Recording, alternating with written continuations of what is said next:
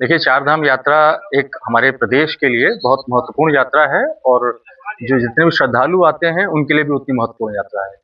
अब ये चार धाम यात्रा का जो आप जानते हैं कि जो मुख्य जो इनके मार्ग हैं, वो पर्वतीय, पहाड़ी क्षेत्र हैं। तो हम ये सुनिश्चित करते हैं कि जो बाहर से गाड़ी लोग आते हैं, वो पहाड़ी मार्गों पर अपनी गाड़ी चलाने के बजाय वो टैक्सी या बस में चलना प्रेफ़र करते हैं। तो इसमें परिवहन विभाग की एक ज़िम्मेदारी हो जाती है कि जिन यात्री वाहनों से वो यात्रा कर रहे हैं, उनके लीगल डॉक्यूमेंट्स ठीक हों, उन पे ओवरलोडिंग ना हो। इसको ट्रांसपोर्ट डिपार्टमेंट इंश्योर करता है कि जितने भी कमर्शियल गाड़ी हैं, उनकी यात्रा से पहले उनकी fitness, permit, tax, pollution insurance के आधार पर उनको एक ग्रीन कार्ड जारी किया जाता है, जो कि यात्रा भर वो वैलिड रहता है, स्थानीय गाड़ियों का। इसके साथ-साथ जब गाड़ियाँ जाती हैं यहाँ से, तो हमारे पास जो जो फुटहिल्स हैं, वहाँ पे ऋषिकेश और देहरादून में हमने कुछ अस्थायी चेक पोस्ट बनाते हैं, जिसमें कि हम लोग उन गाड़ियों के पेपर्स को चेक करते हैं बहुत कम समय में और ये सुनिश्चित करते हैं कि उसमें कोई ओवरलोडिंग ना हो।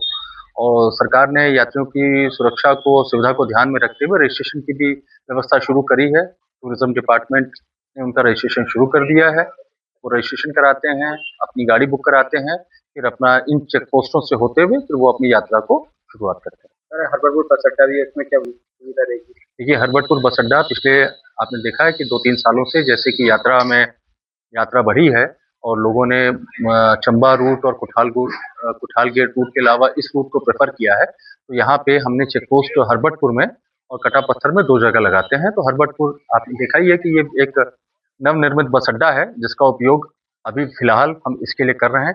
तो जो देहरादून, हरिद्वार क्षेत्र से जो गाड़ियाँ आती हैं, वो यहाँ पे अपना आराम से रुक भी जाती हैं, उनके पेपर्स भी चेक हो जाते हैं और प्रशासन के द्वारा उन यात्रियों की सुविधा रुकने के लिए सारे इंतज़ाम किए जाते हैं, जिसमें जर्मन हैंगर लगता है, कूलर्स लगते हैं, वाटर कूलर लगते हैं, पब्लिक टॉयलेट्स लगते हैं, साफ-सफाई होती है, प्रकाश की व्यवस्था है, सारी व्यवस्था और इवेन पिछली बार तो यहाँ पे एक सुविधाजनक उनके लिए रेट्स पर एक कैंटीन का भी संचालन किया गया था, कि जिसमें यात्रियों को कोई परेशानी ना हो।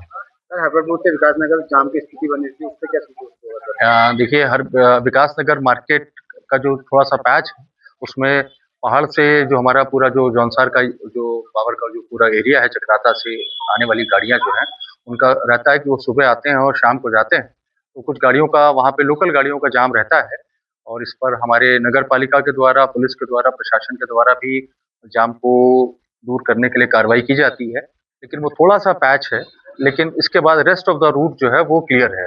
मार्केट के अलावा यात्रा में कोई ऐसी जाम की स्थिति यहाँ पे नहीं।